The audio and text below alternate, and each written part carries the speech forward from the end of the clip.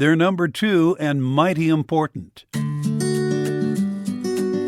Mexico is an essential customer for U.S. and Missouri soybean growers for more than one reason. They're the United States' number 2 soybean market, and logistically, rail shipments, many originating in Missouri, get to Mexico with relative ease.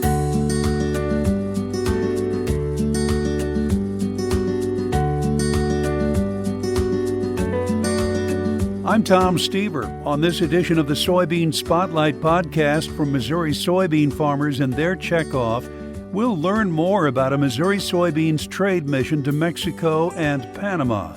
Matt Amick is Missouri Soybeans Director of Market Development. We do an annual mission with Missouri farmers to look at international markets that we can send Missouri soybeans to. At this time around, we went to Latin America. We went to Mexico and Panama in conjunction with U.S. Soybean Export Council, our export cooperator partner, and we visited with customers in both those markets about Missouri soybeans and some of the benefits of Missouri as well as U.S. soybeans and how we can protect and grow those markets. Who did you engage with down there, Matt? So while we were in Mexico, we met with a crusher that is interested in high oleic soybeans. This is a company that's located in the western part of Mexico. They do some bottling of crude and fully refined soybean oil. So they were focused on providing a high oleic solution in their oil. They also send the meal to a lot of livestock, including dairy. And so we talked about the benefit of high oleic soybeans and dairy rations. It's a growing company and good opportunity for us to send Missouri soybeans directly to this company in Mexico. The other company we engaged with in Mexico is North America's largest crusher. They crush about 9,000 tons a day, which is just incredible to see the size and scale. They're located in Monterrey, Mexico, which is about the same latitude on the southern tip of Texas for the listeners, just to know where the geography is. This company is doing a lot to produce soybean meal in the country. It's amazing how many soybeans that they bring into their region from the Midwest and from the U.S. They get about 85 to 95% of their soybeans from the U.S. The rest is coming from Brazil. Also, we found out that they import quite a bit from the state of Missouri. And that was helpful because we had an exporter that is actually a customer of theirs. They buy soybeans directly from this customer that's based in Missouri. And we were able to make that connection and grow that relationship. And I think moving forward, we really want to protect and grow that relationship and that market for direct Missouri export out of our state. While we were in Panama, we visited with feed millers and livestock producers. We visited with several companies that produce poultry, egg layers, some pork production as well. We visited with the largest vertically integrated poultry company. So they've got retail and a lot of other different avenues where they're getting their products out. Most of their soybeans are coming from the United States based off of logistics and quality. And so we want to protect that. There are some growth opportunities for those companies. Actually, it was kind of interesting. While we were sitting there at the table, one of the livestock producers was showing me on his phone that he was getting a shipment loaded at the Gulf. It's interesting when you're in another country like that and you can see the connection directly from the U.S. with these folks. And I think that reinforces why we send farmers on these missions and why we go on these missions, because it's about relationship building. It's about protecting and growing those markets that are out there. Panama, may not see a whole ton of growth moving forward, but considering how much market share we have, it's a key market and we want to protect it. You mentioned that these companies deal in not only livestock feeds, but also in human consumption. Give me a picture of how important these companies are to Missouri soybean farmers. Well, when you think about in Mexico, considering the two companies we visited with, it's a good direct market for Missouri soybeans. It could be somewhere in the range of 10% of our soybeans go to these companies. And so it's very key market to Missouri soybeans. In Panama, it's hard to say how much is coming directly from Missouri, but nearly 100% market share in Panama in terms of the companies we visit with. They're getting most of their soybeans from the U.S. because it's about a 4 to 5 day trip from the Gulf over to the port of Cristobal where they import in Panama, kind of the northern part of Panama. So it's important that to U.S. farmers and to Missouri as well. And I think that moving forward, Mexico is critical to Missouri via rail on the western part of the state, the CPKC rail down to Mexico. A lot of our soybeans are flowing through Kansas City or down that rail line to the country, or even from other rail lines like the UP to the western part of Mexico. That's just a big message for Missouri farmers, is the importance of that western rail market to Mexico and how we need to protect it. Panama, moving soybeans down the Gulf, typically, again, another important market for the U.S. Matt, what is important about staff and growers meeting face-to-face with these potential customers and customers? I think it's amazing to see that direct Missouri connection while we were in Mexico, that we had exporters with us that are working with these companies, and they're getting beans directly from the state of Missouri. So this allows them to continue building that relationship. Several of the folks that we visited with had been to Missouri either last summer or the summer before as part of a USEC trade mission. So they've been to Missouri farms. They've been to the Center for Soy Innovation, the Farm for Soy Innovation. And so they've seen that firsthand. Then to come back to where they live, to where they operate, and make that connection back is critical. There's a lot of things that go into buying soybeans, cost, quality, things like that, but relationships matter. And that's the key point of these missions is showing these purchasers, these buyers of U.S. soybeans, who they're working with, where their soybeans are coming from, where their raw materials are coming from. That means everything to a lot of them. In your view, Matt, what was the most important thing that you accomplished there?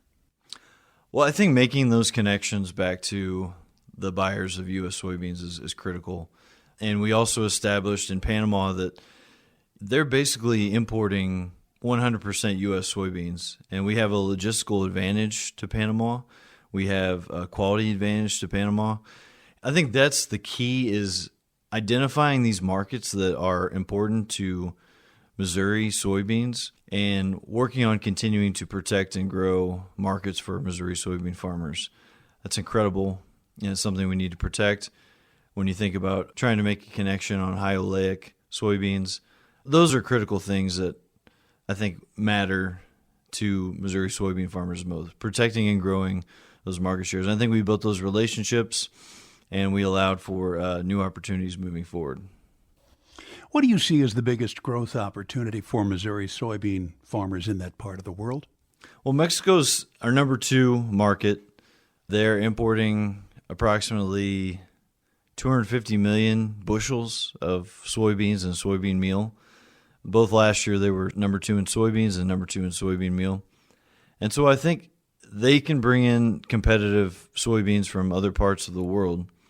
So I think it's capitalizing on the growth in their country as their economies grow, and continue to capitalize that market share when it comes to other origins, and trying to build on that. So those are the big opportunities in Mexico. Panama is self-sufficient in a lot of products, but they're also, I think they're looking to produce more pork in Panama. So that could be an opportunity as they look to grow their pork industry in the country, feeding more soybean meal from the U.S. in that region. And then when we were at the canal, I think according to the Soy Transportation Coalition, about 600 million bushels of U.S. soybeans go through the canal on an annual basis. From a growth perspective, it's capitalizing on the market share in Mexico. It's potentially growing on little gains in Panama, thinking about growth in the Panama Canal and how we can support transportation infrastructure here in the U.S. that allows us to move more products through the canal. You go down there with growers from Missouri, and you're, of course, sitting across the table from potential and from current customers. What do you tell them? What do you talk about? Really rely on 4 key principles: quality, consistency, reliability in logistics, and sustainability. And also on the meal side, how we compete with other origins from a complete nutritional advantage. So quality, the beans you're getting from the U.S. are the highest quality. We know that when they come to the U.S. and they see the beans firsthand at a bin or in the field, they can see that quality. And we know oftentimes they get that at the origin. And so that's important. Consistency. When you're running a processing facility or you're feeding livestock, consistency is important, and the U.S. provides that. We talked about reliability and logistics. For the Mexican market, those rail avenues coming south are very advantageous for them. The Gulf has had some issues with low water, but typically we're a very consistent supplier of this region via the Gulf. When it comes to the meal and the complete nutritional advantage, we may not have the highest protein, but we compensate with that complete amino acid profile, which helps the animals become more efficient, produce more efficiently, access more of those nutrients in the soybean meal, and grow better. And then when it comes to sustainability, while we heard from both sides of the aisle where sustainability may be important, sustainability may not be as important to customers, depending on who you talk to, it's still something that, like in Mexico, we saw in their packaging. We saw that they had the sustainable U.S. soy logo on the oil that oleic was producing. And so they use it to their advantage. They market that to their consumers.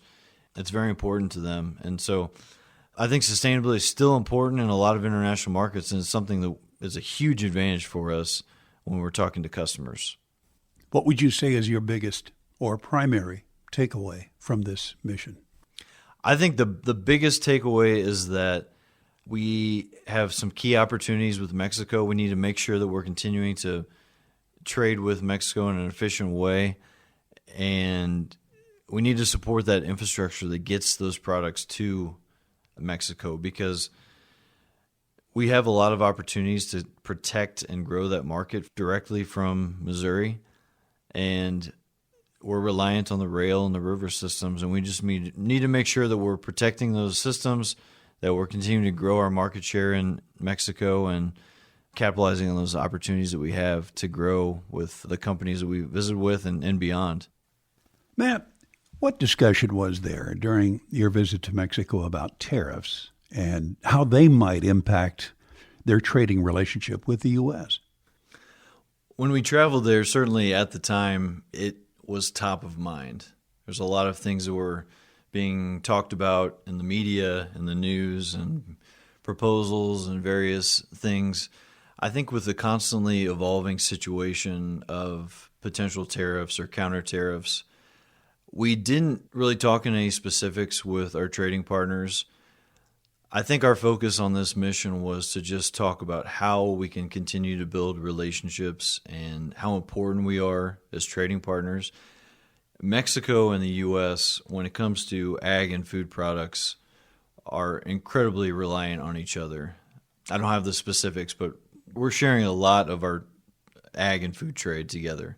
And so I think that was our message, that you're a key partner. We want to maintain these relationships, and we're going to do everything we can through our efforts to make sure that we continue to have Mexico as a strong trading partner as the situation with our administration and their administration continues to evolve.